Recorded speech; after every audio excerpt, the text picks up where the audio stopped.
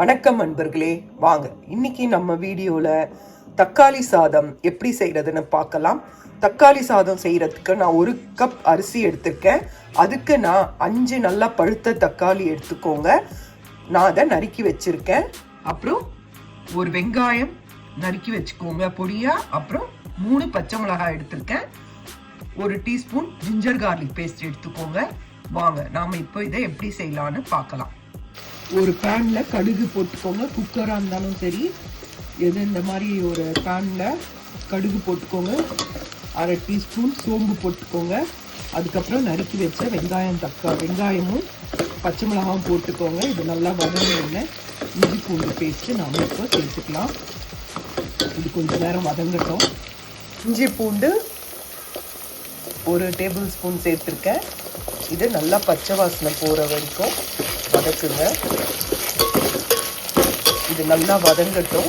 நல்லா வதங்கின பிறகு நாம் நறுக்கி வச்ச தக்காளியை நாம் இதில் சேர்த்துடலாம்.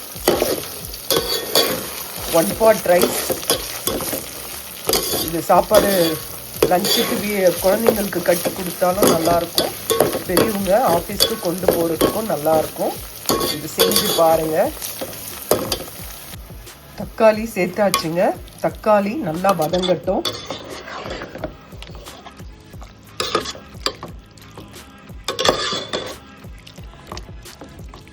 தக்காளி நல்லா வதங்கினாதான் நல்லா இருக்கும். இதுக்கு பிறகு 1/4 ஸ்பூன் மஞ்சள் பொடி எடுத்துக்கோங்க. 2 டீஸ்பூன் தனியாத்தூள், 1 டீஸ்பூன் வெறும் மிளகாய் தூள் எடுத்துக்கோங்க. தேவையான அளவு உப்பு எடுத்துக்கோங்க. உங்கள் காரத்துக்கு ஏற்ற மாதிரி நீங்கள் மிளகாய் பொடி எடுத்துக்கோங்க. இப்போ பாருங்கள், தக்காளி நல்லா வதங்கணும்.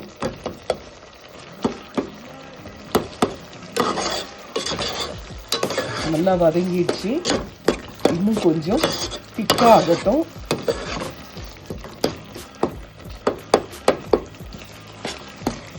ஏன்னா அப்போ தான் நம்ம சாதத்துக்கு ஏற்ற அளவு தண்ணி விடும்போது நல்லாயிருக்கும். இல்லைன்னா நம்ம சாதத்துக்கு விடுற அளவு தண்ணியும் இதனோட கிரேவியும் அப்புறம் கொஞ்சம் எக்ஸ்ட்ரா ஆகிடும். அதனால் இன்னும் கொஞ்சம் நேரம் இது வதங்கட்டும். அதுக்கப்புறம் ஒரு கைப்பிடி அளவு பச்சை பட்டாணி இருந்ததுன்னா 1 கைப்பிடி அளவு பச்சை பட்டாணியை சேர்த்துக்கோங்க.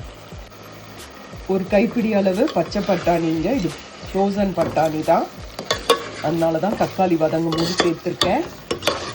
உங்ககிட்ட பட்டாணி இருந்தால் சேருங்க, இல்லைன்னா பரவாயில்ல. இது இன்னும் கொஞ்சம் வதங்கிட்டேங்க. அதுக்கப்புறம் நான் 1 கப் அரிசி தான் எடுத்திருக்கேன். நான் 2 கிளாஸ் தண்ணி விடுறேன். வாங்க பார்க்கலாம். இப்போ நான் எடுத்து வச்சிருக்கேன் இந்த காரத்தெல்லாம் நான் இதில் சேர்த்துடுறேன். தேவையான அளவு உப்பு சேர்த்துக்கோங்க. இதை நல்லா கலந்து கொடுத்துருங்க. இப்போ நான் நல்லா கலந்த பிறகு இதில் நான் 2 கிளாஸ் தண்ணி விடுறேன். தேவையான அளவு உப்பு சேர்த்துக்கோங்க. தண்ணி விட்டு தண்ணி கொதிச்சதும் காரம் பார்த்துக்கோங்க. உங்களுக்கு தேவைன்னா கூட காரம் போட்டுக்கோங்க, இல்லைன்னா தண்ணி கொதிச்சோன்னா அரிசியை போடுங்க. 1 கப் அரிசிக்கு நான் 2 கிளாஸ் தண்ணி விட்டுருக்கேங்க. இது நல்லா ஒரு கொதி வரட்டும். உப்பு காரம் டேஸ்ட்டு பார்த்துக்கோங்க. நல்லா கொதி வந்தோடனே வாங்க பார்க்கலாம். தண்ணி நல்லா கொதிச்சிச்சுங்க. நாம் இப்போ இதை அரிசி போட்டுடலாம். அரிசி போட்டாச்சுங்க. நல்லா கலந்து கொடுத்துட்டு தட்டை போட்டு மூடி வேக வைங்க. ஒரு 10 நிமிஷம் கழித்து கலரி கொடுங்க. நான் கலரிட்டேன். இப்போ நான் தட்டை போட்டு மூடி வைக்கிறேன். மூடின பிறகு உங்களுக்கு ஒரு 10 minutes to 15 minutes கழித்து உங்களுக்கு நான் திறந்து காட்டுறேன். தட்டு திறந்தாச்சுங்க. இப்போ நல்லா கலரி கொடுங்க. நல்லா கலரிட்டு சிம்மில் வைங்க. சூப்பராக ரெடியாகும். அவ்வளோதாங்க. இது வேகணும். இதை சிம்மில் வச்சுட்டு அதுக்கப்புறம் பார்க்கலாம்.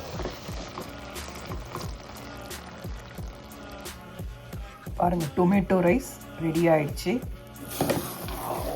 தக்காளி சாதம், அருமையான தக்காளி சாதம் ரெடி. இதுக்கு ரைத்தா, பப்படம் வச்சு சாப்பிட்டிங்கன்னா அருமையாக இருக்கும். தக்காளி சாதம் ரெடி. சுவையான தக்காளி சாதம் ரெடி. அதுக்கு சைட் டிஷ்ஷாக குக்கும்பர் பச்சடி, தயிர் பச்சடி செஞ்சு சாப்பிடுங்க. ரொம்ப நல்லாயிருக்கும். இது கூட பொட்டேட்டோ சிப்ஸ் இல்லைன்னா வடாம், அப்பளம், உருளைக்கிழங்கு ஃப்ரை எது வேணாலும் வச்சு சாப்பிடலாம். இது சாப்பிட்றதுக்கு ரொம்ப சுவையாக இருக்கும். செஞ்சு பாருங்கள். பார்த்துட்டு இந்த வீடியோ பிடிச்சிருந்தால் லைக் பண்ணுங்கள். நன்றி, வணக்கம்.